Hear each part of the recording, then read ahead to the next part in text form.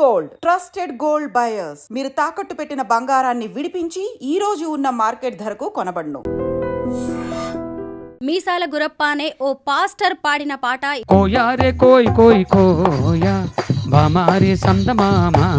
ఆయన పాడిన పాట ఎంత వైరల్ అయిందో ఆయన ఇంటర్వ్యూ, ఆయన చెప్పిన మాటలు కూడా ఇప్పుడు అనేక విమర్శలను ఎదుర్కొంటున్నాయి. ఇలాంటి వాళ్ళ గురించి కూడా మేము మాట్లాడాల్సి వస్తూ ఉంది.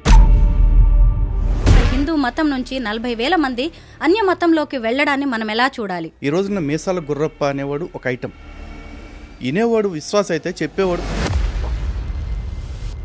రీసెంట్గా చూస్తే బ్రహ్మానందం గారు ఆయన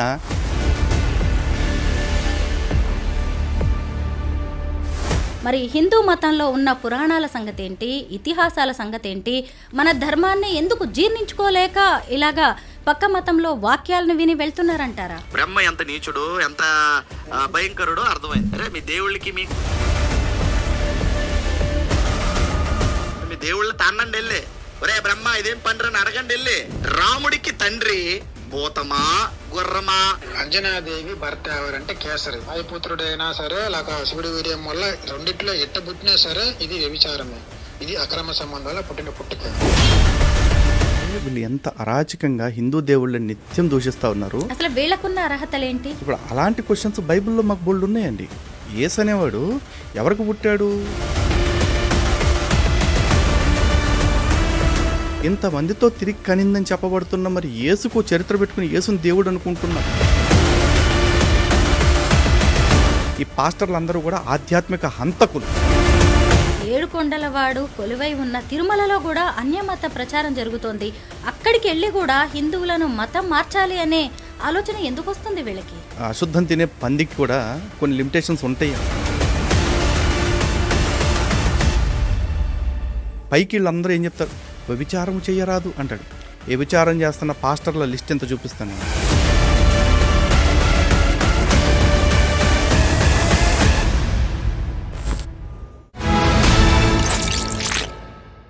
అందరికీ నమస్కారం. నేను Swaroopa Potlapalli. Welcome to I dream. కోయారే కోయారే కోయ్, మామారే చందమామ, కోయ్ కోయ్ కోణ్ణి కోయ్ అంటూ మీసాల గురప్ప అనే ఓ పాస్టర్ పాడిన పాట ఇప్పుడు ఫుల్గా వైరల్ అవుతుంది. తన చేతులతో తానే సొంతంగా 40,000 మందికి బాప్టిజం ఇచ్చానని ఆయన ఓ ఇంటర్వ్యూలో పేర్కొన్నారు. ప్రస్తుతం నాతో పాటు హిందూ జనశక్తి వ్యవస్థాపకులు లలిత్ కుమార్ గారు ఉన్నారు. అసలు హిందూ మతంలో ఎక్కువగా మత మార్పిళ్లు ఎందుకు జరుగుతున్నాయి? సనాతన ధర్మం పేరుతో అఘోరి లాంటి వాళ్ళు ఎందుకు సీన్లోకి వస్తున్నారు? మన మతాన్ని మనం కాపాడుకోవడానికి ప్రత్యేకంగా ఉద్యమాలు ఎందుకు చేయాల్సి వస్తుంది? హిందూ ధర్మ పరిరక్షణ కోసం ముందుకెళ్తున్న వారు కేసుల్ని కూడా ఎదుర్కోవాల్సిన పరిస్థితులు ఎందుకు వచ్చాయి? ప్రస్తుతం నాతో పాటు ఉన్న లలిత్ కుమార్ గారిని అడిగి అనేక విషయాలు తెలుసుకుందాం. నమస్తే లలిత్ గారు. నమస్కారం అండి. ముందుగా ఈ మీసాల గురప్ప గారితో మనం మాట్లాడదాం. ఆయనతో ఈ ఇంటర్వ్యూని స్టార్ట్ చేద్దాం. ఎందుకు అంటే ఆయన పాడిన పాట ఎంత వైరల్ అయిందో ఆయన ఇంటర్వ్యూ, ఆయన చెప్పిన మాటలు కూడా ఇప్పుడు అనేక విమర్శలను ఎదుర్కొంటున్నాయి. సొంత మతస్థులే, అనేక మంది ఎవాంజలిస్టులు కూడా ఆయన చేసిన కొన్ని చెప్పిన విషయాలను, అంటే నేను చిన్నప్పుడు విషం తాగాను దానికి విరుగుడు అని ఆయన మాట్లాడిన మాటలను కూడా తప్పుపడుతున్నారు. ఇతని మీద మీ అభిప్రాయం ఏంటి? ముందుగా ఐ డ్రీమ్ ప్రేక్షకులందరికీ నమస్కారం అండి. ఏం చేస్తామండి, ఒక్కొక్కసారి మా దౌర్భాగ్యం అట్లా కాలిపోతూ ఉంటుంది. స్వామి చెప్తారు కదా, మంత్రసంతానం వచ్చింది ఒప్పుకున్న తర్వాత ఏదొచ్చినా పట్టాలని. ఇప్పుడు మా కర్మ కూడా ఇదే. ఇలాంటి వాళ్ళ గురించి కూడా మేము మాట్లాడాల్సి వస్తూ ఉంది. మేము ఇంకా దానికి ఏముంటుంది, మీరు ఏదైనా ప్రశ్న అడిగితే దానికి సమాధానం చెప్పాలి. కాబట్టి ఖచ్చితంగా ఇలాంటి వాడి గురించి కూడా చెప్తాం. అయితే మనం ముందుగా మత మార్పిళ్ల గురించి మాట్లాడుకుందాం లలిత్ గారు. ఎందుకంటే ఆయన ఒక ఇంటర్వ్యూలో స్వయంగా చెప్పారు, నేను ఆంధ్ర తెలంగాణతో పాటు ఇతర రాష్ట్రాల్లో కలిపి 40,000 మందికి బాప్టిజం ఇచ్చాను, మత మార్పిడి చేశాను అని. దీని మీద మీరేమంటారు? అసలు ఒక హిందూ మతం నుంచి 40,000 మంది అన్య మతంలోకి వెళ్ళడాన్ని మనం ఎలా చూడాలి? ఖచ్చితంగా ఇది ప్రతి ఒక్కళ్ళు ఆలోచించాల్సిందండి. ఎందుకంటే ఈ రోజున మీసాల గుర్రప్ప అనేవాడు ఒక ఐటమ్ క్రైస్తవ్యంలో. ఇలాంటి ఐటెంలు చాలామంది ఉన్నారు. కాసేపు ఈడు మాట్లాడిన మాట తీసుకుందాం. ఏమంటున్నాడు? చిన్నప్పుడు నాకు 13 రకాలు 20 రకాల పాములు విషం పెట్టి పెంచారు. నేను ఒక మొత్తం 13 ఏళ్ళు వచ్చేదాకా అసలు స్నానమే చేయలేదు, మొత్తం విషపు మనిషిగా మారిపోయాను, నేను ఎవరినైనా కొరికితే చచ్చిపోతారు అని చెప్పేసి చెప్తా ఉన్నాడు. ప్రపంచంలో ఎవరినైనా సరే ఇంకొక ఎగ్జాంపుల్గా తీసుకుని ఓ 13 సంవత్సరాలు వాడికి విషం పెట్టి వాడు విషపు మనిషిగా మారతాడా లేదా అని చెప్పేసి ఎవరన్నా సైంటిస్టులను ప్రయోగం చేసి వదలమనండి. ఎందుకంటే క్రైస్తవుడికి ఎట్లాగో లాజిక్ అవసరంలా, వాడు మత ప్రచారం చేసుకోవటానికి, మత మార్పిడి చేసుకోవటానికి ఏ కట్టుకథైనా చెప్తాడు. ఇన్ఫ్యాక్ట్ పున్నమి నాగు స్టోరీ నాదే, చిరంజీవి గారిని పెట్టి తీశారని చెప్పి అన్నాడు. కానీ దాని మాతృక ఏంటి అంటే కన్నడ సినిమా అది.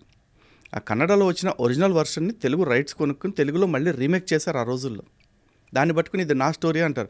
అంటే ఈడెక్కడో భద్రాచలం అడవుల్లో ఉంటే కన్నడ వాళ్ళు వచ్చి వీడి మీద రీసెర్చ్ చేసి సినిమా తీస్తారు తెలుగు వాళ్ళ కంటే ముందు.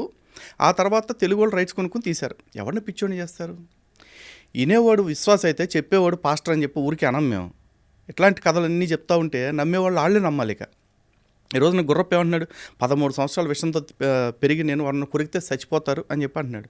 ఇంకొంతమంది పాస్టర్లు అయితే దారుణంగా చచ్చిపోయిన వాళ్ళని కళ్ళ ముందే బతికిస్తామని కట్టుకథలు చెప్తున్న వాళ్ళు బోల్డ్ మంది ఉన్నారు. ఇవన్నీ కట్టుకథలు రా అని మాలాంటి వాళ్ళు చెప్తా ఉంటే కూడా ఇంకా ఆ గొర్రెల్ని నమ్ముతున్న అమాయకులు చాలామంది ఉన్నారు. కాబట్టి అలాంటి వాళ్ళ మాటలు నమ్మి మోసపోతున్న వాళ్ళు, మతం మారుతున్న వాళ్ళకి కొదవేం లేదు. కానీ హిందువులే ఎందుకు ఎక్కువగా మతం మారుతున్నారు అని క్వశ్చన్ అడిగారు చూసారా? అది నిజంగా ఒక్కసారి మనం పునరాలోచన చేసుకోవాలండి. చరిత్ర చూడండి. ఈ క్రైస్తవ మతం అనేది ఇజ్రాయెల్ అనే ఒక చిన్న దేశంలో ఈ రోజుకి కూడా 80-90 లక్షల జనాభా ఉంటే అందులో కేవలం 2% మాత్రమే క్రైస్తవులు టిల్ డేట్. అలాంటి దేశంలో, అక్కడ పుట్టిన దేశంలో 2% నుంచి కనీసం 20%కి రావడానికి వీలు పడక చతికిలబడి అక్కడ చర్చిల్లో కూర్చుంటున్న క్రైస్తవ్యం ప్రపంచంలోని 150 పైచిలకు దేశాల్లో అధికారిక మతంగా ఉంది. అంటే మెజారిటీ మతంగా ఉంది. ఎలా పెరిగిందంటారు మరి? ఇలాంటి కట్టుకథలు, ఇలాంటి మాయమాటలు, ఇలాంటి తప్పుడు సాక్ష్యాలు చెప్పడం.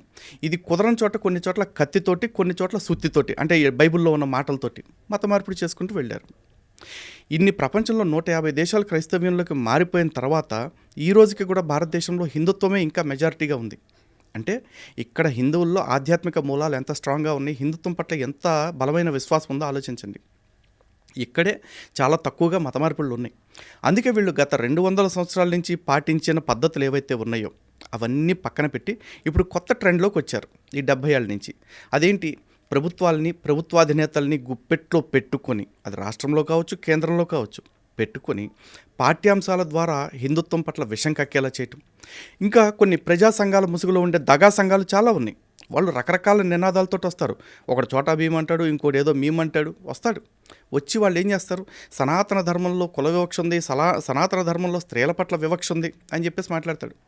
దీనికి కొన్నిసార్లు మన సెలబ్రిటీలు కూడా బలైపోతూ ఉంటారు. రీసెంట్గా చూస్తే బ్రహ్మానందం గారు, ఆయన హిందువుగా ఉండి హిందువుగా జీవిస్తూ ఆయన కూడా ఏమన్నారు, మనుధర్మశాస్త్రం ఆడవాళ్ళని అణిచేసింది, ఆడవాళ్ళకి ఆంక్షలు పెట్టేసింది, వేదంలో ఆడవాళ్ళకి చాలా వ్యతిరేకంగా ఉన్నాయని చెప్పేసి అన్నారు. ఏం వ్యతిరేకంగా ఉన్నాయండి? ఈ దేశంలో ఏ దేవుడి పేరు చెప్పాలన్నా గౌరీశంకర్లు అంటారు, లక్ష్మీనారాయణలు అంటారు, సీతారాములు అంటారు, సిద్ధి బుద్ధి సమేత శ్రీ విఘ్నేశ్వరుడు అంటారు, వల్లి దేవసేన సమేత సుబ్రహ్మణ్యేశ్వర స్వామి అంటారు. కానీ ఎక్కడ మగోడి పేరు ముందు చెప్పుకోరు. అలాగే ఆదిశక్తి అంటే మొట్టమొదటి శక్తి ఎవరు అంటే అమ్మవారని చెప్తారు. ఇదే దేశంలో ఎంతోమంది వేద పండితులు ఉన్నారు, ఆడవాళ్ళు, గార్గి, మైత్రేయి, అరుంధతి, ఇట్లాంటి వాళ్ళందరూ కూడా. ఇంకా సీత, సావిత్రి, అనసూయ ఇట్లాంటి పతివ్రతల గురించి కూడా చెప్తారు కదా. క్రైస్తవ్యంలో ఒక 10 మంది లిస్టు చెప్పమనండి, పతివ్రతలు అంటే ఎవరు అంటారు? చెప్పగలరా వీళ్ళు? చెప్పలేరు. కానీ అదే మరి ఇస్లాంలోకి వచ్చేప్పటికి డైరెక్ట్గా ఆడవాళ్ళని బుర్ఖా వేసుకోకుండా బయటికే రావద్దంటారు. ఇది వాళ్ళకి వివక్షలాగా అనిపించదు, అణచివేతలాగా అనిపించదు. ఆడవాళ్ళు పెద్ద పెద్ద ఉద్యోగాలు చేయాల్సిన అవసరం లేదు, బయట వ్యాపారాలు చేయడానికి వీల్లేదని మాట్లాడతారు కొన్ని చోట్ల. ఇది వాళ్ళకి కనపడదు వివక్షలాగా. కానీ హిందుత్వంలో స్త్రీకి ఎంత ఉన్నతమైన స్థానం ఇస్తే హిందువుల గురించి ఎందుకు ఇంత తప్పుగా మాట్లాడతారు? అలాగే హిందువులు పాటించే ప్రతి విశ్వాసాన్ని అవమానిస్తారు. ఉదాహరణకి మనం గోవుని తల్లిగా భావిస్తాం. వీళ్ళు వచ్చేసి ఒరే ఒక జంతువు నీకు తల్లి అట్ట ఇద్దరా అంటారు. సరే, జంతువు నాకు తల్లి అవుతుందా అవదా సెకండరీ, కానీ నేను దాన్ని తల్లి అనుకోవటం వల్ల ప్రపంచానికి వచ్చే నష్టం లేదుగా. ఇన్ఫ్యాక్ట్ కొన్ని మూగజీవాల ప్రాణం నిలబడద్ది తప్ప. కానీ గోవుని కాదు ప్రతి జీవిని కోసుకు తినండి అని చెప్పే మతాలు మాత్రం వీళ్ళకి శాంతి మతాల్లా కనిపిస్తాయి. అలాగే కుల వివక్ష గురించి మాట్లాడతారు. ఇక్కడ కుల వివక్ష లేదు నిజానికి. వర్ణాశ్రమ ధర్మాలు చెప్పారు. బ్రాహ్మణులు ఈ పని, క్షత్రియులు ఈ పని, వైశ్యులు ఈ పని, శూద్రులు ఈ పని చేయాలని చెప్పేసి చెప్పారు. వృత్తి మాత్రమే విభజన అయింది. కానీ దీన్ని చాలా చండాలంగా అసలు ప్రమాదకరమైన దానిలాగా మాట్లాడుతూ ఉంటారు. అదే బైబిల్లో, ఖురాన్లో చూస్తే బానిస స్త్రీలు అనే పదం కనపడుద్ది, బానిస పురుషులు అనే పదం కనపడుతూ ఉంటుంది. ఖురాన్లో అయితే ఒక స్త్రీ నీకు ఎంతగా నచ్చినప్పటికీ ఆమె అల్లాను నమ్మి విశ్వసించినంత వరకు ఆమె కంటే విశ్వాసురాలైన ఒక బానిస స్త్రీ ఎంతో మేలైనది అంటాడు. అసలు ఈ బానిస స్త్రీలు అనే కాన్సెప్ట్ ఎందుకు వచ్చింది? మరి ఎవడన్నా అడుగుతాడా నీ మత గ్రంథంలో బానిస స్త్రీ అని ఎందుకు ఉంది అని? అలాగే క్రైస్తవ్యంలో బానిసలుగా తెచ్చుకున్న స్త్రీలలో పురుష స్పర్శ ఎరిగిన వారిని అందరినీ చంపేసి పురుష స్పర్శ ఎరుగని వారిని అంటే ఫ్రెష్ క్యాండిడేట్స్ అందరినీ మీ కొరకై అట్టి పెట్టుకున్నాను వాళ్ళ దేవుడే స్వయంగా చెప్పాడు. అలాగే కూతుర్ని స్వయంగా బానిసగా అమ్ముకోవచ్చని చెప్పాడు. అలాగే బానిసని యజమాని కొట్టితే వాడు చచ్చిపోతే పెద్ద పాపం కాదు, వాడు ఒకవేళ బతికితే మాత్రం వాడిని బానిసత్వం నుంచి వదిలేయాలంటాడు. ఏమైంది? ఇవన్నీ ఎవరికి ఎందుకు తప్పుగా కనపడవు అంటే హిందుత్వం మీద ఒక సిస్టమాటిక్ అటాక్ చేస్తూ ఉంటారు. ఇందులో హిందువుల చేతనే హిందుత్వం అంటే తప్పుడుది అని అనిపించేలాగా వీళ్ళ ప్రవోకింగ్. వాళ్ళ దానిలో ఉన్న అబద్ధాలని మనలాంటి వాళ్ళు ఎవరో ఒకళ్ళిద్దరు మాట్లాడతారు. కానీ మన దానిలో లేని అబద్ధాలని ప్రతి క్రైస్తవుడు, ప్రతి ముస్లిము, ప్రతి నాస్తికుడు, ప్రతి అంబేద్కర్వాది ప్రచారం చేస్తూ ఉంటాడు. సో 10 సార్లు ప్రచారం చేస్తే ఒకే అబద్ధాన్ని అది నిజమై కూర్చుంటుందని గోబెల్స్ థియరీ ఒకటి ఉంది. ఆ గోబెల్స్ ప్రచారమే వీళ్ళు చేస్తున్నారు. అటువంటి ప్రచారానికి హిందువులు బలైపోతున్నారు. ఈరోజు చూద్దామండి, చాలామంది ఇదిగో మీ మతంలో కుల వివక్ష ఉంది కాబట్టి చాలామంది క్రైస్తవ్యంలోకి మారిపోతున్నారు అంటున్నారు. క్రైస్తవ్యం కంటే ముందు 1000 సంవత్సరాల క్రితమే ఇస్లాం వచ్చింది. ఆ ఇస్లాం కూడా మాది చాలా ఉన్నతమైన ధర్మం, మాది మానవ ధర్మం, సర్వమానవ సౌభ్రాతృత్వం అని చెప్తారు. మరి ఈ వివక్షను ఎదుర్కొంటున్న వాళ్ళంతా ఇస్లాంలోకి అప్పుడు ఎందుకు మారలా? నిజంగా హిందుత్వం మీద వాళ్ళకి ద్వేషం ఉంటే. ఏ వర్గానికి కూడా హిందుత్వం మీద, సనాతన ధర్మం మీద ద్వేషం లేదండి. ఆ ద్వేషాన్ని వీళ్ళు ఇప్పుడు పుట్టిస్తున్నారు, వీళ్ళు పెంచి పోషిస్తున్నారు. వీళ్ళకి కొంతమంది అమాయక హిందువులు బలైపోతున్నారు. ఈ రోజున అమెరికా అతిపెద్ద వలస దేశం. అమెరికాలో నేటివ్స్ ఎవరు లేరు. ఇప్పుడు రకరకాల దేశాల నుంచి వచ్చి స్థిరపడ్డ వాళ్ళందరూ కలిపి ఒక దేశంగా ఏర్పడ్డారు. అలాంటి దేశాలు ప్రపంచంలో చాలా ఉన్నాయి. వాళ్ళ దగ్గరికి వెళ్ళి అడిగితే అమెరికా ఫస్ట్ అని చెప్పేసి చెప్తారు వాళ్ళు. అలాగే మీ దేశానికి ఇంత చరిత్ర ఉందని తెలుసా అంటే మాకు తెలుసు, వీఆర్ ప్రౌడ్ ఆఫ్ ఇట్ అని చెప్పేసి చెప్తారు. కానీ మన ధర్మంలో, మన దేశంలో కొంతమంది హిందువుల దగ్గరికి వచ్చి అరే బాబు భారతదేశం ఎంత గొప్పదో తెలుసా, అసలు సనాతన ధర్మానికి ఎంత గొప్ప చరిత్ర ఉందో తెలుసా అంటే ఏం గొప్ప చరిత్ర అండి, మాదంతా అప్పట్లో మా వాళ్ళు కుల వివక్ష చూపించి ఆ కులాన్ని తొక్కేశారు, ఈ కులాన్ని తొక్కేశారు అంటాడు. నిజానికి వీడికి అక్కడ ఏం జరిగింది ఎవరికీ తెలియదు. ఈరోజు సతీ సహగమనం గురించి మాట్లాడతారు పెద్దవాళ్ళందరూ చాలా తోపుల్లాగా. సతీ సహగమనం ఎక్కడ జరిగింది? ఒక 10 ఇన్సిడెంట్స్ రికార్డెడ్గా చూపించమని చెప్పండి. ఎక్కడా చూపించరు. పోనీ హిందూ గ్రంథాల్లో ఎక్కడైనా లిఖితపూర్వకంగా ఉందా? వేదాల్లో కానీ, ఉపనిషత్తుల్లో కానీ, ఇతిహాసాల్లో కానీ, పురాణాల్లో కానీ ఎక్కడా లేదు. కానీ హిందూ ధర్మం అంటే స్త్రీలను చంపేస్తారు, బలవంతంగా భర్త చనిపోతే భర్తతో పాటు తోసేస్తారంటారు. ఎక్కడ తోశారు? భర్తతో పాటే కనుక చనిపోయిన వాళ్ళని అందరినీ తోసేయాలి అంటే పాండవుల్ని కుంతి ఎలా పెంచారు? రీసెంట్గా శంకరాచార్యుల వారి తండ్రి చనిపోయారు. మరి ఆర్యాంబ శంకరాచార్యుల వారిని ఏ విధంగా పెంచారు? విధవరాలకు బతికే అధికారం లేదంటారు కదా వీళ్ళు. తప్పుడు ప్రచారాలండి. లలిత్ కుమార్ గారు, ఈ మీసాల గురప్ప గారు చెప్పిన మాటల్లో ఇంత వేల మందిని మీరు ఎలా మత మార్పిడి చేశారు అన్నప్పుడు నా వాక్యం ద్వారా, నా సువార్త ద్వారా అది వినే ఎంతోమంది మా మతంలోకి వచ్చారు అని చెప్పారు. మరి హిందూ మతంలో ఉన్న పురాణాల సంగతి ఏంటి, ఇతిహాసాల సంగతి ఏంటి, మన ధర్మాన్ని ఎందుకు జీర్ణించుకోలేక ఇలాగా పక్క మతంలో వాక్యాలను విని వెళ్తున్నారంటారా? వాక్యాలను వింటే నేను మారిపోతానండి, మంచి మాటలు చూపిస్తే. కానీ ఒక్కటే కండిషన్, అదే మీసాల గుర్రపని ఇక్కడ కూర్చోబెట్టండి. మన ఐ డ్రీమ్స్ వేదిక కూర్చోబెట్టి ఆపోజిట్లో నన్ను కూర్చోబెట్టండి. నేను ఆయనతో ఏ రకమైన వాదన పెట్టుకుని ఏం గొడవ పెట్టుకోను. హిందూ గ్రంథాల్లో లేని మంచి మాట మళ్ళీ రాసి పెట్టుకోండి. హిందూ గ్రంథాల్లో లేని మంచి మాట బైబిల్లో నుంచి ఒకటి చూపించమనండి. నేను అంతే, ఇంకేం అడగను. హిందూ గ్రంథంలో, బైబిల్లో లేని మాటలు హిందూ గ్రంథాల్లో ఉన్న మంచి మాటలు ఇన్ని చూపిస్తా ఆయన ముందే. ఇప్పుడు చెప్పండి, ఎవరైనా మతం ఎందుకు మారుతున్నారు అంటే, ఒకటి సనాతన గ్రంథాల పట్ల సరైన అవగాహన లేకపోవటం, 2 వాళ్ళ మత గ్రంథం గురించి వాళ్ళు కట్టు కథలు చెప్పటం వల్ల మతం మారిపోతూ ఉన్నారు. ఈరోజు మనకి ఇతిహాసాలు ఉన్నాయండి. ఇతిహాసం అంటే ఏంటి? It's a history. ఇది ఇలాగే జరిగింది అని చెప్పటం. ఇతిహాసం అంటే దాని అర్థమే ఇది ఇలాగే జరిగింది అని. ఆ జరిగిన సంఘటనల్ని మనం చరిత్రగా చూడట్లా, మనం కథల్లాగా చూస్తున్నాం. పురాణం అనేది మైథాలజీ. పురాణం అంటే ఇది యథాతథంగా జరిగింది అని కాదు. అలా జరుగుంటే పురాణానికి కూడా ఇతిహాసం అనే పేరు పెట్టేవాళ్ళు. కానీ పురాణం యొక్క లక్ష్యం ఏంటి అంటే, పురాణం ద్వారా వేదంలో చెప్పబడ్డ విలువలు ఏవైతే ఉన్నాయో వాటిని కథారూపంలో చెప్పారు. శంకరాచార్యులు వారు చెప్పారు, కథారూపేణ మహతాం పురుషార్థ ప్రవర్తకం అని చెప్పేసి. వేదం చెప్పిన చతుర్విధ పురుషార్థాలను సాధించాలి అనే లక్ష్యాల్ని కథల రూపంలో అర్థమయ్యేలాగా చెప్పాలనుకున్నారు. కానీ ఈ పురాణంలో చెప్పిన కథల్ని మనం నిజమని నమ్ముతున్నాం. అంటే ఆ పౌరాణిక కథల్లో నిజంగా బ్రహ్మదేవుడు సరస్వతితో కాపురం చేయటం, లేకపోతే శివుడు పార్వతీదేవితో 100 దివ్య సంవత్సరాలు రమించటం, లేకపోతే తులసిని విష్ణుమూర్తి అత్యాచారం చేశాడంటాం. ఇలా జరగని కథల్ని, అంటే దాని వెనకాల ఉన్న తత్వాన్ని అర్థం చేసుకోకుండా ఆ కథ రూపంలో చెప్పిన తత్వాన్ని మనం నిజమని నమ్ముతున్నాం. ఏది నిజమని నమ్మాలో రాముడిని కృష్ణుడిని అది నమ్మం. ఏది నిజం కాదో మనకి విలువలు నేర్పడం కోసం దేవుళ్ళ పేర్లతో కథ రూపంలో చెప్పారో దాన్ని నిజమని ప్రచారం చేస్తూ ఉంటారు, మనం నమ్ముతూ ఉంటాం. దీని కారణంగా ఎక్కువ మంది అమాయక హిందువులు మోసపోతూ ఉన్నారు. సో ఈ వ్యత్యాసాన్ని వాళ్ళకి అర్థమయ్యేలాగా చెప్పటానికి ఒక వ్యవస్థ ఏర్పడాలి. దురదృష్టవశాత్తు మనకున్న ప్రవచనకర్తల్లో అత్యధికులు పురాణాన్ని పురాణంలాగా చెప్తున్నారు తప్ప పురాణం వెనుక ఉన్న తత్వం ఏంటి, దాని తర్కం ఏంటి, దాని యొక్క వాస్తవికత ఏంటి అనేది చెప్పే ప్రయత్నం చేయట్లేదు. ఇది మాట కొంతమంది నొప్పించవచ్చు. పెద్దలకి నీకంటే ఎక్కువ, వాళ్ళకంటే నీకు ఎక్కువ తెలుసా అని నన్ను అడగవచ్చు. వాళ్ళకంటే ఎక్కువ నాకు తెలుసన్న అహంభావం నాకేం లేదు. కానీ వాళ్ళు తెలిసిన వాళ్ళు వాళ్ళకి తెలిసిందే చెప్తున్నారు తప్ప దాని వెనక్కున్న అసలు విషయం చెప్పట్లేదు. అది నా బాధ. లలిత్ గారు, మనం హిందూ ధర్మం గురించి మాట్లాడుకోవాల్సిన విషయాలు ఇంకా చాలా ఉన్నాయి. దానికంటే ముందు నేను మీ గురించి కొన్ని ఇంట్రెస్టింగ్ విషయాలు తెలుసుకోవాలనుకుంటున్నాను. మీరు ఒక హిందువు, ఆ తర్వాత క్రిస్టియానిటీలోకి వెళ్ళారు, కొన్నాళ్ళు అక్కడ ఉన్నారు, ఎవాంజలిస్ట్గా కూడా మత బోధకుడుగా మీరు పనిచేశారు. ఆ తర్వాత మళ్ళీ ఘర్ వాపసి. మీ జీవితంలోనే ఇంత జరిగింది మతానికి సంబంధించి. ఎందుకు మీరు ఇలాంటి స్టెప్స్ తీసుకోవాల్సి వచ్చింది? మీ జీవితంలో ఇన్ని మత మలుపులు ఎందుకున్నాయి? బహుశా సనాతన ధర్మాన్ని పాటిస్తున్నాను కాబట్టి ఇది ఇలా జరిగింది అనుకుంటున్నాను అండి. బుద్ధి కర్మానుసారిని. మన జీవితంలో మనం చేయాల్సిన కర్మలు ఏ విధంగా ఉంటాయో మన బుద్ధి మమ్మల్ని ఆ విధంగా నడిపిస్తుందని నేను నమ్ముతున్నాను. నేను ఆ రోజున తెలిసి వెళ్ళానో తెలియక వెళ్ళానో మొత్తానికి ఆ మార్గంలోకి వెళ్ళటం జరిగింది. ఆ దుర్మార్గపు జీవితాన్ని అనుభవించడం జరిగింది. కానీ అనుభవించాను కాబట్టే ఈరోజు బయటకు వచ్చిన తర్వాత దానిలో ఉన్న లోటుపాట్లన్నీ కనిపెట్టి ఇంతగా చెప్పగలుగుతున్నాను ఈ రోజున. నిజంగా ఆ మార్గంలోకి నేను వెళ్లకుండా ఉంటే ఈరోజు బహుశా నేను ఇంత అథెంటికేటెడ్గా, ఇంత అథారిటేటివ్గా నేను మాట్లాడగలిగేవాడిని కాదేమో. కాబట్టి జరిగిన దేని పట్ల నాకు రిగ్రెట్స్ ఏమీ లేవు. హిందూ జనశక్తి అనే సంస్థను ఎందుకు మీరు స్థాపించాల్సి వచ్చింది? దాని లక్ష్యం ఏంటి? ఏం చేస్తుంటారు ఈ సంస్థ ద్వారా? తప్పకుండా అండి. దాన్ని చెప్పాలి అంటే దానికంటే ముందు కొన్ని వీడియోస్ ఒకసారి మీకు చూపించాలండి. నేను చూస్తాను.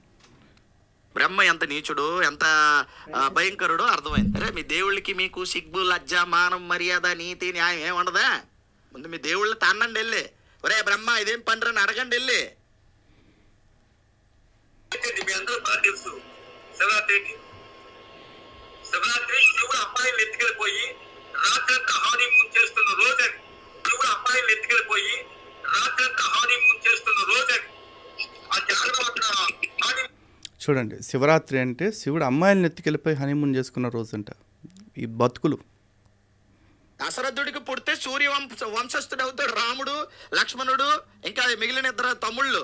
వాళ్ళు అసలు ఈ వంశానికి పుట్టినోలే కాదు, భూతం వచ్చి పాయసం ఇస్తే పుట్టారు. కాబట్టి వాళ్ళది సూర్యవంశం కానే కాదు. దొంగ మాటలు ఆడుతున్నారు వీళ్ళది. సూర్యవంశం కానే కాదు, భూత వంశం వాళ్ళది. కాబట్టి భూతాలకు పుట్టినోళ్ళు వీళ్ళు. మొదట ఏం చేసిందా మరి కౌశల్య గారు గుర్రం దగ్గరికి వెళ్ళింది. ఇప్పుడు ఈ నలుగురికి గుర్రము తండ్రా, భూతము తండ్రా?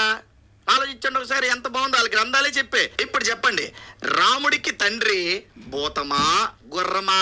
అసలు దశరథుడికి కొడుకుగా పుట్టే లేదు. దశరథుడి వంశస్థుడే కాదు రాముడు. ఎందుకంటారు? రాముడిదే సూర్యవంశం కానే కాదు. ఎందుకంటే భూత వంశం, భూతమే తీసుకొచ్చి ఏమిచ్చిందంటే పాయసం ఇచ్చింది. ఇప్పుడు రాముడిది ఏ వంశం అవ్వాలి? అయితే భూత వంశం అవ్వాలి, లేదా గుర్రం వంశం అవ్వాలి. ఇప్పుడు చెప్పండి, రాముడి తండ్రి గుర్రమా భూతమా? ఇప్పుడు తేల్చుకోండి. మీ దేవీ దేవతలు వీళ్ళందరినీ చూసుకుంటే ఎవడు పుట్టుక మంచిది? చిచి గుర్రం. అంజనాదేవి భర్త ఎవరంటే కేసరి. వాయుపుత్రుడైనా సరే లేక శివుడి వీర్యం వల్ల రెండిట్లో ఎట్ట పుట్టినా సరే ఇది వ్యభిచారమే. ఇది అక్రమ సంబంధాల పుట్టిన పుట్టుక.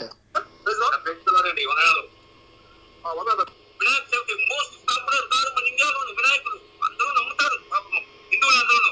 వినాయకుడు స్టోరీగా తీసుకెళ్తే బాత్రూమ్ ప్రాబ్లం వల్ల ఆయన పుట్టాడు.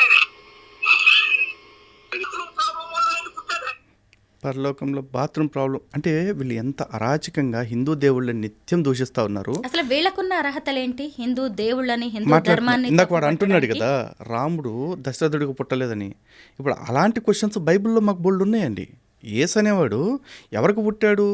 యోసేబ్ అనే అతని కొడుకుగా ఎంచబడతాడు అని చెప్పారు. నిజానికి యోసేబ్కి మేరీకి శారీరక సంబంధం రాకముందే పుట్టాడు అంటారు. ఆ పుట్టింది ఎవరి సంబంధం వల్ల అంటే పరిశుద్ధాత్మ వలన కలిగిన గర్భం అంటారు. మరి ఇప్పుడు యేసుకి తండ్రి ఎవరు? యోసేబా పరిశుద్ధాత్మ? యోసేమో నా తండ్రి యెహోవా అని చెప్పుకున్నాడు. మరి యెహోవానా? ముగ్గురు తండ్రులు. కానీ చరిత్ర ఏం చెప్తుంది? తాల్ముడ్ ప్రకారం చూసుకుంటే రోమన్ సైనికుడు ప్యాంతర్ అనేవాడితో పడుకొని మేరీ అనే ఆమె యేసుని కనిందని చెప్పేసి ఒక ఇది ఉంది థియరీ. అలాగే అగస్టస్ అనే ఒక రాజు ఉన్నాడు. ఆ రాజుతో పడుకుని యేసుని కనింది అని చెప్పేసి ఇంకొక కథ ఉంది. ఆన్లైన్లో దొరుకుతున్నాయి ఇవన్నీ కూడా. ఆక్టేవియస్ అంటారు అతన్ని. ఆ తర్వాత క్వింటోలస్ అని చెప్పేసి ఇంకొక అతనితో గడిపి యేసుని కనిందని చెప్పేసి ఇంకొక కథనం ఉంది. ఇంతమందితో తిరిగి కనిందని చెప్పబడుతున్న మరి యేసుకు చరిత్ర పెట్టుకుని యేసుని దేవుడు అనుకుంటున్న వీళ్ళు రాముడి గురించి, రాముడి యొక్క పుట్టుక గురించి మాట్లాడతారు. శివుడి గురించి, శివరాత్రి పండుగ గురించి మాట్లాడతారు వీళ్ళు. వినాయకుడిని దూషిస్తారు, ఆంజనేయ స్వామిని అవమానిస్తారు, ఇంతమందిని అవమానిస్తుంటారు. మరి మేము స్పందించొద్దా? వీళ్ళని క్వశ్చన్ చేయడానికి, వీళ్ళకి రిటార్ట్ ఇవ్వటానికి అప్పట్లో హిందూ సమాజం నుంచి ఎవరు లేరు. కారణం ఏంటంటే హిందువులకి బైబిల్ తెలియకపోవటం వల్ల. ఎందుకంటే ఒక ప్రపంచ ప్రఖ్యాతిగాంచిన ఒక నానుడు ఉందండి. ఎవరైతే బైబిల్ పట్టుకుని తిరుగుతాడో వాడు విశ్వాస అవుతాడు. ఎవడైతే బైబిల్ ప్రచారం చేస్తూ ఉంటాడో వాడు పాస్టర్ అవుతాడు. ఎవడైతే బైబిల్ చదువుతాడో వాడు ఎక్స్ క్రిస్టియన్ అవుతాడు. ఎందుకంటే ఆ బైబిల్ కరెక్ట్గా చదివితే దానిలోంచి ఎవడైనా బయటకు వస్తాడు. మేము వచ్చినట్టే అంతే. బైబిల్ నిండా అంత దారుణమైన పదాలు ఉన్నాయి. ఉదాహరణకి యెహెజ్కేలు గ్రంథంలో యెహోవాకి 2 భార్యలు అని చెప్తారు, ఓహోలా, ఓహోలిబా అని చెప్పేసి. అవి 2 పట్టణాల పేర్లని తర్వాత వీళ్ళు ఏదో స్టోరీ చెప్తారు దానిలో. ఆ 2 నగరాలు కూడా విపరీతం, అంటే యెహోవా భార్యలు ఇద్దరు కూడా విపరీతమైన వ్యభిచారం చేస్తూ ఉంటారు. దాన్ని యెహోవానే చెప్తాడు. వీరు తన యవ్వన కాలమందు విటుకాండ్ర చేత తమ చన్నులు నలిపించుకొనలేదా? వీడు గాడిద వంటి పురుషాంగములు, గుర్రం వంటి స్కలనములు గల విటుకాండ్రతో సుఖించట్లేదా అని చెప్పేసి అంటాడు. అవి పదాలు బైబిల్లో ఎందుకున్నాయండి? గాడిద పురుషాంగాలు, లేకపోతే గుర్రం వంటి స్కలనాలు, చన్నులు ఏంటిది బైబిల్ అనుకుంటున్నారు? ఏమనుకుంటున్నారు మీరు? మత గ్రంథంగా ప్రచారం చేస్తున్న పుస్తకంలో ఇన్ని పెట్టుకుని మీరు హిందూ గ్రంథాల కాడికి వచ్చేప్పటికీ హిందూ గ్రంథాలని బూతు గ్రంథాలని, హిందూ దేవుల కథల్ని బూతు కథలని విషప్రచారం చేస్తున్నారు. అది చాలామంది హిందువులు నమ్ముతున్నారు. వీటితో పాటు హిందువులకి ఇక్కడ అతిపెద్ద ప్రాబ్లం ఏంటంటే చాలామందికి భారతదేశంలో కొంత అవగాహన రాహిత్యము, ఇంకొంత పేదరికం కారణంగా గ్రామాల్లో ఏంటంటే ఏదైనా ఆరోగ్య సమస్య వచ్చినప్పుడు వాళ్ళకి హాస్పిటల్స్కి వెళ్ళటం ఇదంతా ఇప్పుడున్నట్లు అప్పట్లో పూర్వకాలం లేదు. సో ఆ రోజుల్లో వీళ్ళు ఏం చేసేవాళ్ళు అంటే మేము ప్రార్థన చేస్తామని చెప్పేసి ప్రార్థన చేసి ప్రేయర్ ఆయిల్లో ఏదో ఒక ట్యాబ్లెట్లు కలిపేసి ఇవ్వటం ఏదో చేసేవాళ్ళు. దాంతో వాళ్ళకి ఏదో కాస్త జ్వరం ఉపశమించడం, లేదా తలనొప్పి తగ్గటం జరిగితే అబ్బో నిజంగా యేసు ఉన్నాడు కాబట్టి మాకు తగ్గింది అంటూ ప్రచారం చేస్తారు. ఈరోజు కూడా చూడండి, కల్వరి చర్చ్ అని ఇక్కడ హైదరాబాద్లోనే ఉంది. అక్కడ కొబ్బరి నూనె అమ్ముతారు, ప్రేయర్ ఆయిల్ అని చెప్పేసి. అలాగే కల్వరి టెంపుల్ అని బెల్లంపల్లిలో ఇంకోటి ఉంది, అక్కడ కర్చీఫ్లు అమ్ముతారు, ప్రేయర్ కర్చీఫ్స్. వరంగల్లో ఒక చర్చ్ ఉంది, అక్కడ బలూన్స్ ఇస్తారు, ప్రార్థన చేసిన బలూన్స్ అని చెప్పేసి. మామూలు బెలూన్స్లేండి ఇస్తారు. మరి ఇవన్నీ ఇస్తూ ఉన్నారు. ఇవన్నీ ఇస్తున్నప్పుడు వాళ్ళు ఏమనుకుంటారు, ఓకే 1,00,000 మందిలో 1000 మంది నమ్మినట్టు వాళ్ళకి. ఇలాంటి మాయమాటలు చెప్తూ కల్వరి సతీష్ నెలకి 3,500 మందిని మతం మారుస్తున్నాడంట. దాదాపు సంవత్సరానికి ఇప్పటివరకు 30 లక్షల మందిని ఎంతమందినో మార్చాలని చెప్తున్నాడు ఓపెన్గా. మరి ఇలాంటి వాళ్ళందరినీ ఎవరు అబ్జెక్షన్ చేస్తారు? సో వీళ్ళు చేస్తున్న మోసాలు ఇవి, వీళ్ళ గ్రంథాల్లో ఉన్న వాస్తవాలు ఇవి అని చెప్పేసి నాలాంటి వాళ్ళు వచ్చి ఎక్స్పోజ్ చేయటం మొదలుపెట్టారండి. మేము ఎక్స్పోజ్ చేయటం మొదలుపెట్టిన తర్వాత ఇప్పుడు వీళ్ళ ఆగడాలకి కొంత అడ్డుకట్ట పడింది. ఇదివరకు అంత ఉధృతంగా వీళ్ళు మత మార్పిడి చేయలేకపోతున్నారు. అండ్ మోరోవర్ మేము వచ్చిన తర్వాత ఇప్పటికీ అనేక మంది తిరిగి సనాతన ధర్మంలోకి వచ్చేస్తున్నారు. క్రైస్తవ్యంలోకి మారిన వాళ్ళు కూడా వీళ్ళు చేస్తున్న మోసాలు, వీళ్ళు చెప్తున్న అబద్ధాలు అన్నీ తెలుసుకుని. ఈ రోజున వ్యవస్థలు కూడా ఎంత నిద్రాణంగా ఉన్నాయంటే భారతదేశంలో drugs and magical remedies act, drugs and cosmetics act అని 2 యాక్ట్స్ ఉన్నాయి, చట్టాలు. అందులో మిస్లీడింగ్ అడ్వర్టైజ్మెంట్స్ లేకపోతే మిస్లీడింగ్ స్టేట్మెంట్స్ ఇచ్చేవాళ్ళు ఎవరైతే ఉన్నారో వాళ్ళ మీద చట్టపరంగా కేసులు పెట్టాలి. కానీ బాహాటంగా స్వస్థత సభల పేరుతోటి మేము రోగాలు తగ్గిస్తాం, రొస్టులు తగ్గిస్తాం అంట. నిన్న మొన్న ఒకడు ఉన్నాడు, అమతేజ్ అని ఒక ఫ్రాడు, వాడు అరటిపండు ఇస్తాను, అరటిపండు తింటే పిల్లలు పుడతారు మీకు అని చెప్పేసి అంటున్నాడు. ప్రార్థన చేసేస్తే రోగాలు తగ్గించేస్తాను, ఎయిడ్స్, క్యాన్సర్, యాంథ్రాక్స్లు ఏంటేంటో తగ్గించేస్తానంటాడు. మరి ఇన్ని మాట్లాడుతున్న వాళ్ళు అయితే ఓ పని చేయండి, మీరు అన్ని హాస్పిటల్స్ మూసేసి, గవర్నమెంట్నే డిమాండ్ చేస్తున్నా, అన్ని హాస్పిటల్స్ మూసిపారేసి చర్చి పాస్టర్లని ఊరికో 10 మందిని పెట్టేసేయండి. ఎవరైనా సరే వీళ్ళ దగ్గరికి వచ్చి ప్రార్థన చేయించుకోవాలి. రోగం ఒక్కడికి తగ్గకపోయినా ఈయన కాల్చి పాడేస్తామని చెప్పేసి పెట్టండి, రూలు పెట్టరు. వీళ్ళు ఏమంటారు పాస్టర్లు కూడా, అందరికీ తగ్గుద్దని గ్యారంటీ ఇవ్వలేమండి, విశ్వాసం ఉండాలి అని చెప్పేసి అంటాడు. విశ్వాసం ఉంటే నువ్వు చెప్పేది ఏంటి? ఆల్రెడీ విశ్వాసంలోకి వచ్చి క్రైస్తవ్యంలో ఉన్న ఎంతోమంది విధవరాళ్ళని నేను చూపిస్తా. మరి వాళ్ళందరూ భర్తలు ఎందుకు పోగొట్టుకున్నారు? ఎంతోమంది బిడ్డలను పోగొట్టుకున్న క్రైస్తవులు నేను చూపిస్తా. వాళ్ళందరూ బిడ్డలు ఎందుకు పోగొట్టుకున్నారు? అంటే క్రైస్తవ్యం అనేది వీళ్ళు చెప్పేది ఏంటంటే 1 టైం సెటిల్మెంట్. ఎవడైతే మతం మారకుండా ఉంటాడో, హిందూగా ఉంటాడో అలాంటి వాడికి ఒకసారి రోగం తగ్గిస్తారు. వాడు ఆ మతంలోకి మారే ముందు వాడికి రోగం తగ్గిందంటారు. కారణం ఏంటంటే తగ్గిన వాళ్ళకి మాత్రమే వీళ్ళు సాక్షులుగా చూపిస్తారు. తగ్గని వాళ్ళు ఎంతమంది ఉంటారు వాళ్ళ గురించి చెప్పరు. కొండకు వెంట్రుకేస్తారు, వస్తే కొండ, పోతే వెంట్రుక. ప్రతి హిందూ దగ్గరికి వెళ్తారు, అమ్మ మా దేవుడిని నమ్ముతారా, ప్రార్థన చేస్తే తగ్గాక అంటారు. సరే అంటాడు, వాడికి అవసరం ఆ నిమిషానికి కాబట్టి. వీడికి ఏం కావాలి? తగ్గింది అనుకోండి, వాడు మతం మారుతాడు. తగ్గలేదు అనుకోండి, సర్లే అమ్మ మీరు ఇంకా విశ్వాసం బలపడాలి అని చెప్పి వచ్చేస్తాడు.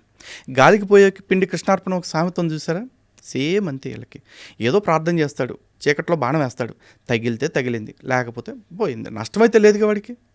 సో ఈ విధంగా ఎక్కువ మందిని మత మార్పిడి చేస్తున్నారు. మత మార్పిడి అనే కంటే కూడా ఆధ్యాత్మిక హత్యలు చేస్తున్నారు వీళ్ళు.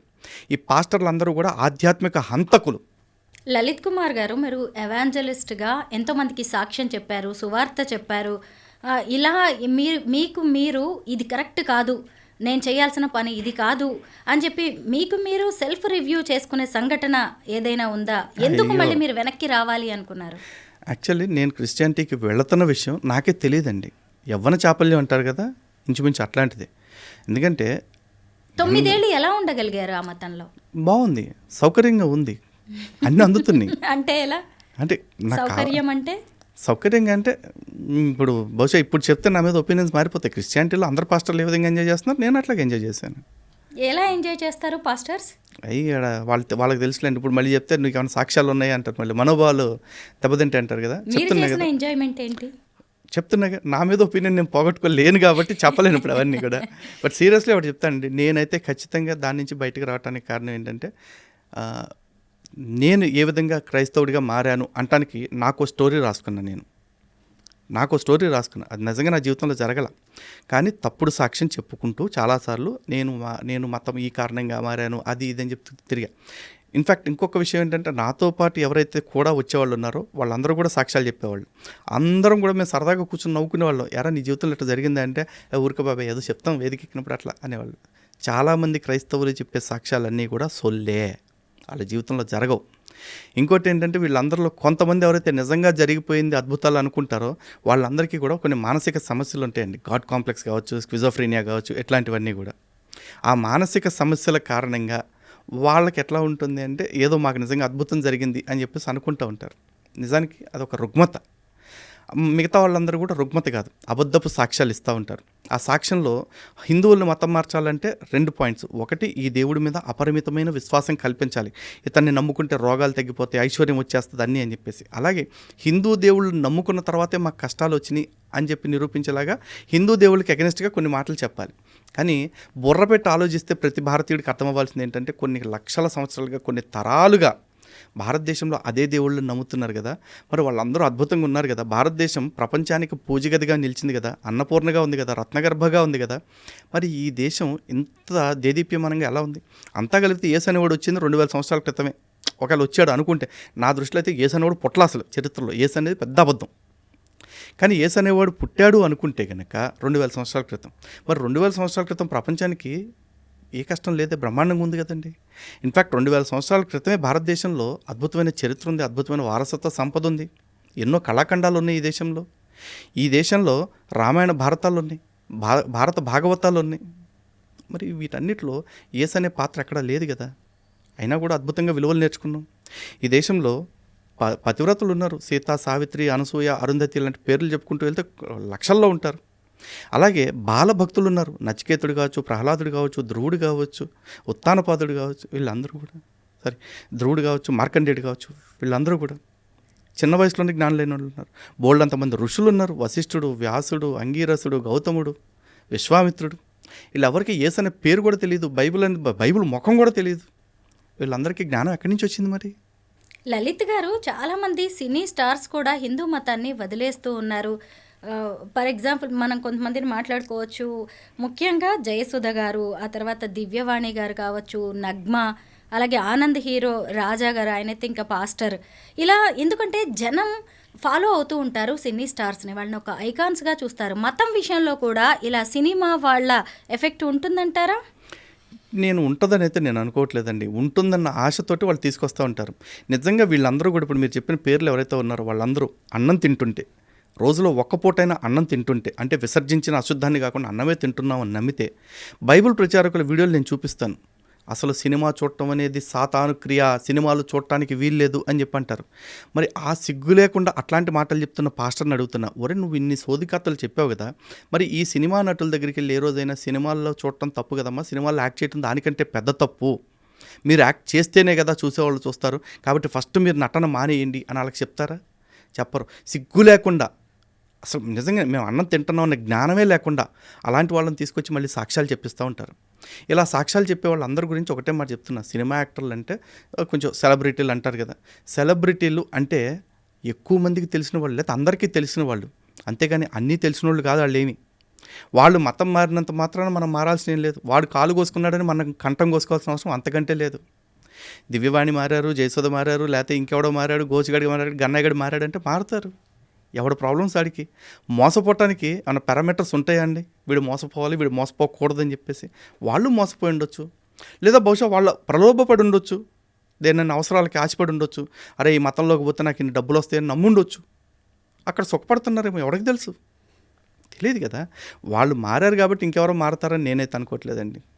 కలియుగ వైకుంఠం తిరుపతి, ఏడుకొండలవాడు కొలువై ఉన్న తిరుమలలో కూడా అన్యమత ప్రచారం జరుగుతోంది. అక్కడికి వెళ్ళి కూడా హిందువులను మతం మార్చాలి అనే ఆలోచన ఎందుకు వస్తుంది వీళ్ళకి? వీళ్ళకి అది ఇది అని లేదండి. శ్రీశ్రీ గారి కవిత్వం మీద చెప్తారు కదా, కుక్క పిల్ల అగ్గిపుల్ల కాదేది కవితకి అనర్హం అని చెప్పేసి. వీళ్ళకి అదేం లేదు. వీళ్ళు అన్నిటిని అన్ని చోట్ల మతం మార్చడం కోసమే బతుకుతూ ఉంటారు. ఇప్పుడు ఏదో అశుద్ధం తినే పందికి కూడా కొన్ని లిమిటేషన్స్ ఉంటాయేమో బహుశా. వీళ్ళకి అటువంటి లిమిటేషన్స్ ఏమీ ఉండవు. ఏమన్నంటే అచ్చోసిన ఆంబోతుల్లాగా ఏమంటారు, మాకు భారత రాజ్యాంగం హక్కు ఇచ్చింది, ఆర్టికల్ 25 మాకు స్వేచ్ఛ ఇచ్చింది అంటారు. ఆర్టికల్ 25 నీకు ఎంతవరకు స్వేచ్ఛ ఇచ్చింది? నీ చేతికర్ర నా ముక్కుని తాకనంతవరకే నీకు స్వేచ్ఛనిచ్చింది. నీ మతాన్ని గురించి చెప్పుకోవటానికి మాత్రమే నీకు స్వేచ్ఛనిచ్చింది. వచ్చి నా మతం గురించి దుష్ప్రచారం చేయడానికి నీకు స్వేచ్ఛనివ్వాల. కానీ మొన్న క్రిస్మస్కి కూడా వీళ్ళు కరపత్రాలు వేసుకుంటూ వచ్చారు, మనం చేసే తీర్థయాత్రలు విగ్రహారాధనలు మనకు ఫలితం ఇవ్వమ్మా అని చెప్పేసి. మా యేసుని నమ్ముకుంటేనే నీకు రక్షణ కలుగుతుంది అన్నారు. యేసుని నేను 9 ఏళ్ళు నమ్మాను, నాకు ఏం రక్షణ కలిగింది అంటే, నాకు మందు అలవాటైంది, సిగరెట్ అలవాటైంది, అమ్మాయిలు అలవాటైంది, అబద్ధాలు అలవాటైంది, అన్నీ అలవాటైనాయి. యేసును వదిలిపెట్టేసిన తర్వాత ఈ 4 కూడా వదిలేసాను నేను. నిజంగా చర్చికి వెళ్తే ఈ సుఖాలకు అలవాటు పడి వెళ్ళాను. అక్కడికి వెళ్ళిన తర్వాత అర్థమైంది, ఓకే మనం తప్పు దారిలో వెళుతున్నాము. పైకి వీళ్ళందరూ ఏం చెప్తారు, వ్యభిచారం చేయరాదు అంటాడు. ఏ విచారం చేస్తున్న పాస్టర్ల లిస్ట్ ఎంత చూపిస్తానండి. చివరికి పోపు క్రైస్తవ లోకానంతటికీ కూడా ప్రపంచ పెద్ద అని చెప్పుకుంటారు. ఆ పోపు చర్చిల్లో పసిపిల్లల మీద జరుగుతున్న లైంగిక దాడులకి బహిరంగంగా క్షమాపణ చెప్పాడు. అందులో గే సెక్స్ మగపిల్లల మీద కూడా దాడులు చేస్తున్నారు వీళ్ళు, లైంగిక దాడులు మైనర్ బాలుల మీద. మైనర్ బాలల మీద జరుగుతున్న దానికి పోప్ క్షమాపణ చెప్పాడు. ఎవడన్నా నేను మాట్లాడతాడా? తర్వాత నైజీరియాలో కుమాసి అని ఒక పాస్టర్ ఉన్నాడు. వాడు చర్చికి వచ్చిన ఆడవాళ్ళందరికీ కూడా పడుకోపెట్టి, వీడియోస్ ఉన్నాయి, మీరు పాస్టర్ కుమాసి వీడియోస్ అని కొట్టండి. నైజీరియాలో వచ్చిన ఆడవాళ్ళకి సెక్స్ పోస్చర్స్ నేర్పుతూ ఉన్నాడు. పాస్టర్ వెరోనికా అని ఒక పాస్టర్ ఉంది. ఆమె డైరెక్ట్గా తనది అనాయింటెడ్ వజైనా అని చెప్పేసి చెప్తూ, నాతో ఎవరైతే సెక్స్ చేస్తారో వాళ్ళకి వెంటనే పిల్లలు పుడతారు అని చెప్పేసి ప్రచారం చేస్తుంది. చర్చికి వచ్చే మగవాళ్ళు తనతో సెక్స్ చేయాలని. ఇవన్నీ చర్చిల్లో జరుగుతుంది. కొన్నాళ్ళు హిందుత్వం నుంచి క్రిస్టియానిటీలోకి వెళ్ళారు, వెనక్కి వచ్చారు ధైర్యం చేసి. కానీ చాలా మంది అక్కడికి వెళ్ళి అక్కడ ఇమ్మడలేక, హిందుత్వాన్ని ఆచరించలేక త్రిశంకు స్వర్గంలో ఉన్నట్టుగా ఉంటారు. అలా వెనక్కి రావాలనుకునే వాళ్ళకి మీరు చెప్పేదేంటి? నిజంగా నేను కూడా క్రిస్టియానిటీలోకి వెళ్ళేటప్పుడు చాలామంది అన్నారు, నువ్వు బాప్తిజం తీసుకున్నావు, బాప్తిజం తీసుకుని క్రైస్తవ్యాన్ని వదిలిపెట్టటువంటి మహాపాపం, దీనికి ప్రభువు నీకు తగిన శిక్ష వేస్తాడు అని చెప్పేసి అన్నారు. నాకు శిక్ష ఇస్తాం ఏంటి ప్రభు? నేను 9 ఏళ్ళు దానిలో ఉన్నాను, బాప్తిజం తీసుకున్నాను, బయటకు వచ్చాను. బయటకు వచ్చి కూడా దగ్గర 10 ఏళ్ళు దాటిపోయింది. ఏంటి యేసు నన్ను ఏం చేయగలడు? నేను చెప్తున్నా, అసలు యేసు అనేవాడు ఉంటే కదా నన్ను ఏమన్నా చేయటానికి. దేవుళ్ళు అనేవాళ్ళు ప్రపంచంలో ఎంతమంది ఉండరండి. ఉండేది భగవంతుడు ఒక్కడే. ఒకవేళ నిజంగా హిందూ భగవంతుడు వేరే, క్రైస్తవులు దేవుడు వేరే, ముస్లింలకు దేవుడు వేరే ఉంటే, ఒకవేళ హిందువుల కంటే క్రైస్తవ దేవుడు గొప్పోడైతే, నాకు ఒక తలకాయ ఉంటే ఆడికి 2 తలకాయలు ఉండాలి, నాకు 2 కళ్ళు ఉంటే ఆడికి 4 కళ్ళు ఉండాలి అని ఉన్నాయా? లేవుగా. అందరం ఒకటే, అందరినీ పుట్టించింది ఒకటే, అందరూ తిరిగి పోయేది ఒక్కడి దగ్గరికే. కానీ ఆ ఒక్కడు సర్వశక్తిమంతుడు. ఆ శక్తిమంతుడు ఎట్లా ఉంటాడు? ఐశ్వర్యస్య సమగ్రస్య వీరస్య యశశ్రీయస్య వైరాగ్యస్య అని 6 లక్షణాలు, షడైశ్వర్యాలు భగవంతుడికి చెప్తారు. ఈ షడైశ్వర్యాల్లో అన్నీ ఉంటాయి భగవంతుడికి. నియామకాధికారం నుంచి యశస్సు, కీర్తి అన్నీ ఉంటాయి. అన్నిటికంటే మించి వైరాగ్యం ఉంటుంది. కారణం ఏంటి? భగవంతుడికి వైరాగ్యం ఎందుకు ఉంటుందంటే, అంతా నాదే అయినప్పుడు నాకు దేని మీద ఆశ ఉంటుంది? నా ఇంట్లో 100 కోట్లు ఉన్నాయండి, నాకు నా ఇంట్లో వస్తువు నేనే దొంగతనం చేసే అంత అవసరం నాకు ఉంటుందా? పోనీ నా ఇంట్లో వస్తువు, ఇది నా వస్తువే కదా, తీసి నా గదిలో పెట్టుకుంటే బాగుండు, అట్లా నాకేమైనా కోరిక ఉంటుందా? మొత్తం నాదే కదా, ఇల్లే నాదే అయినప్పుడు నాకు నచ్చిన వస్తువు నా గదిలో ఉండాలని కోరిక నాకేమైనా ఉంటుందా? ఏమీ ఉండదుగా. అందుకే హిందూ దేవుళ్ళు ఎక్కడా కూడా ఇదిగో నన్ను నమ్మకపోతే నిన్ను చంపేస్తా, నన్ను నమ్మకపోతే నిన్ను నరకంలో వేస్తా అంటూ బెదిరించరు. అదే మీరు ఖురాన్ బైబిల్ చూడండి, నన్ను నమ్మని వాళ్ళు ఎవరన్నా ఉంటే వాళ్ళని తీసుకొచ్చి మంటల్లో వేసేయండి, రాళ్లతో కొట్టి చంపేయండి అని చెప్పేసి దేవుడు స్వయంగా చెప్తాడు. ఓ పెద్ద నువ్వు తోపు పీకుడు గడివి కదా, మరి నువ్వే చంపొచ్చుగా, మమ్మల్ని మేమే కొట్టు చచ్చిపోమని చెప్పటం ఎందుకు? నిన్ను పూజించట్లేదని కదా నీ ప్రాబ్లము. నీకు ప్రాబ్లం ఉన్నప్పుడు నువ్వు చేయాలి, అది చంపటం బతకన నరకటం లాంటి. అంటే ఆ దేవుళ్ళు ఎవరు కూడా వైరాగ్యంతో లేరు. దేవుడిగా చెప్పబడే వాళ్ళకి విరాగతత్వం లేదు, ఆశతోటి కొట్టుకులాడుతూ ఉన్నారు. వాళ్ళు భక్తులను కూడా ఏ విధంగా ఆశ పెడతారు అంటే, ఇగో నువ్వు మంచి పనులు చేసేసి స్వర్గానికి వచ్చావనుకో, అక్కడ నీకు మంది కన్యల్ని 72 మంది కన్యల్ని ఇస్తాను, లేకపోతే మద్యం పారేసి అలయర్లు ఇస్తాను అని చెప్పేసి అంటాడు. అంటే ఏంటి, ఇక్కడ తాగొద్దు, అమ్మాయిలతో తిరగొద్దు, ఎందుకు తిరగొద్దు అంటే అక్కడికి వచ్చాక నీకు అమ్మాయిలను ఇస్తాను, ముందిస్తాను కాబట్టి. ఇది ఎక్కడ పరలోకం, ఇది ఎక్కడ స్వర్గం, నాకు అర్థం కావట్లేదండి. మనుషుల్ని మంచిగా బతకండి, మంచి చెయ్యండి, డూ గుడ్ బీ గుడ్, ఇలా చెప్పాలి కదా. సనాతన ధర్మం మొత్తం ఎప్పుడు కూడా సర్వే జనా సుఖినోభవంతో అంది, కానీ హిందూ జనా సుఖినోభవంతో ఎక్కడన్నా విన్నారా మీరు? ఉండదు. కానీ వీళ్ళు అలా కాదు, మా మతంలో ఉన్నవాడికే పరలోకానికి ప్రవేశం అంటారు. ఆ గుర్రప్పని తీసుకొస్తారో లేకపోతే ఇంకో ఎర్రప్పని తీసుకొస్తారో, తీసుకొచ్చి ఒరే నేను జీవితకాలం మంచి పనులే చేస్తా, నీ బైబిల్లో చెప్పిన ప్రతి మంచి పని చేస్తా, యేసుని నమ్మటం తప్ప నేను స్వర్గానికి వెళ్తానా వెళ్ళనా అని అడగండి. యేసుని నమ్మటం తప్ప బైబిల్లో చెప్పిన ప్రతి మంచి పని చేస్తారు, 100 ఏళ్ళు చేస్తారు. చచ్చేటప్పుడు యేసుని మాత్రం నమ్మను. తీసుకెళ్ళడా అడగండి, అప్పుడు తేలిపోద్ది దేవుడే కాదు. సికింద్రాబాద్ ముత్యాలమ్మ గుడి మీద దాడి తర్వాత అఘోరీ సీన్లోకి వచ్చింది. సనాతన ధర్మం, హిందూ ధర్మ పరిరక్షణ అంటూ దిగంబరంగా ఆమె చేసిన హల్చల్ ఏంటో చూసాం. అప్పుడు కూడా కొంత హిందూ మతం మీద, హిందూ ధర్మం మీద కొంత ట్రోలింగ్ అనేది జరిగింది. మీరేమంటారు ఈ అఘోరీ లాంటి వాళ్ళ మీద? మీ అభిప్రాయం ఏంటి? నాకేం పెద్ద అభిప్రాయం ఏం లేదండి. ఇప్పుడు ఏదో మార్కెట్లో చాలామంది వస్తుంటారు, పోతూ ఉంటారు. ఆవిడ వచ్చారు, ఏదో చేస్తానన్నారు, మొన్న ఏదో స్టేట్మెంట్ కూడా ఇచ్చారు కదా, నేను నరుకుతా సంపుతా అని చెప్పి అన్నారు కదా. ఆ నరికిన రోజున, చంపిన రోజున ఆవిడ గురించి మాట్లాడతాను నేనైతే నరుకుతా సంపుతా నేను స్టేట్మెంట్లు ఇవ్వను, నరకమని చంపమని చెప్పను. ఎందుకంటే ఈ దేశంలో ఏది జరుగుద్ది ఏది జరగదు అనే దాని మీద కనీస అవగాహన నాకుంది. నాకు హిందుత్వాన్ని కాపాడుకోవటం అంటే హిందువులను కూడా కాపాడుకుంటూ వెళ్ళాలి. కాబట్టి నేను రెచ్చగొట్టే స్టేట్మెంట్ల కంటే కూడా ప్రాక్టికాలిటీకి ఎక్కువ ప్రయారిటీ ఇస్తాను. లవ్ జిహాద్ అనేది ఈ మధ్యకాలంలో ఎక్కువగా వినిపిస్తోంది. మతం పేరుతో, ముఖ్యంగా ప్రేమ పేరుతో ఈ మత మార్పిళ్ళు అనేవి ఎక్కువైపోయాయి. నేను ఈ మధ్య నాకు తెలిసిన సర్కిల్లో ఇంటర్ రిలీజియన్ మ్యారేజెస్ చేసుకున్న వాళ్ళలో హిందూ మతంలోకి వచ్చిన వాళ్ళకంటే ఇతర మతాల్లోకి వెళ్ళిపోయిన ఈ ప్రేమ జంటలే నాకు ఎక్కువగా కనిపించాయి. ఎందుకు ఇలా జరుగుతోందంటారు?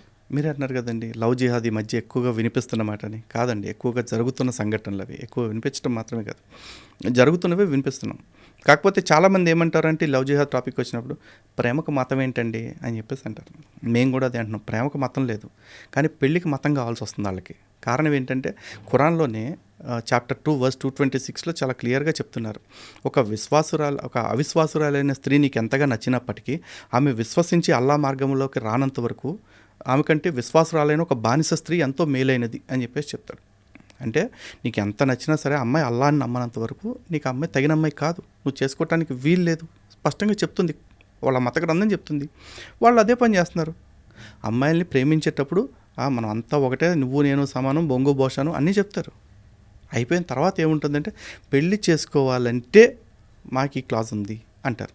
కొంతమంది ఏం చేస్తారు, అతి తెలివిగా పెళ్ళి చేసుకునేటప్పుడు కూడా హిందూ పద్ధతి, ఇస్లాం పద్ధతిలో చేసుకుంటారు. పెళ్ళై పిల్లలు పుట్టికి ఇది ఇటు పోవటానికి దారి లేకుండా అయిపోయింది అనుకుని, అన్ని దారులు క్లోజ్ అయిపోయినాయి అనుకున్న తర్వాత నువ్వు మతం మారుతావా, నిన్ను వదిలేమంటావా, తలాకిచ్చేనా అని చెప్పేసి అంటాడు. చచ్చినట్టు మతం మారాల్సింది.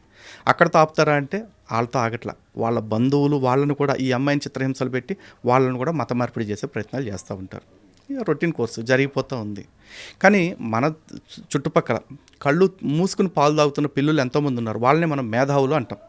ఆ మేధావులు ఏం చేస్తూ ఉంటారంటే ఇలా ప్రేమకు మతాన్ని అంటగడతాం తప్పు. ఎంతోమంది హిందువుల ఆడపిల్లల్ని, ఎంతోమంది ముస్లిం ఆడపిల్లల్ని హిందువులు పెళ్లి చేసుకోవట్లేదు అంటారు. చేసుకుంటే ఏమవుతుంది, ఆ చీకటి బుర్కాల్లో నుంచి చక్కగా చీరకట్టులోకి వస్తున్నారు. ఆ బుర్కా బందీ మాట నుంచి బయటకు వచ్చి బొట్టు కాటుకతో కళకళలాడుతున్నారు. అది ఇక్కడ మ్యాండేటరీ కాదు మతం మార్చడం అనేది. ఇక్కడ హిందువుగా మారితేనే పెళ్లి చేసుకో అని చెప్పేసి ఏ మత గ్రంథంలో అయినా ఉంటుందా? ఎక్కడా కనపడదు. కానీ అక్కడికి వెళ్ళాలి అంటే హిందూ ఆడపిల్ల కంపల్సరీ మతం మారాలి. మరి ఏం చేస్తాం? దీనికి మేము లవ్ జిహాద్ అని పేరు పెట్టుకున్నాం. ఇది ఒకవేళ కొంతమంది మేధావులకి పేరు ఇబ్బంది అయితే లవ్ జిహాద్ అని కాకపోతే ఇంకో పేరు మీరే సజెస్ట్ చేయండి.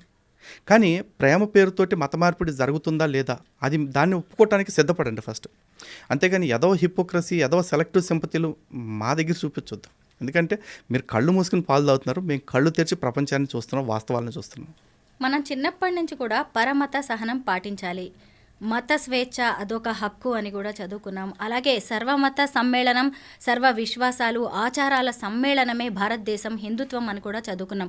అంటే సహజంగా ఒక హిందువు ఉంటే మసీదుకు వెళ్తారు, అలాగే చర్చికి వెళ్తారు, వాళ్ళ మాటలు వింటారు. కానీ అన్య మతస్థులు ఎవరు కూడా పెద్దగా మన గుడికి రావడానికి ఇష్టపడరు, మన ప్రసాదాలు తినడానికి ఇష్టపడరు, మన దేవుళ్ళకి దండం పెట్టడానికి కూడా ఇష్టపడరు.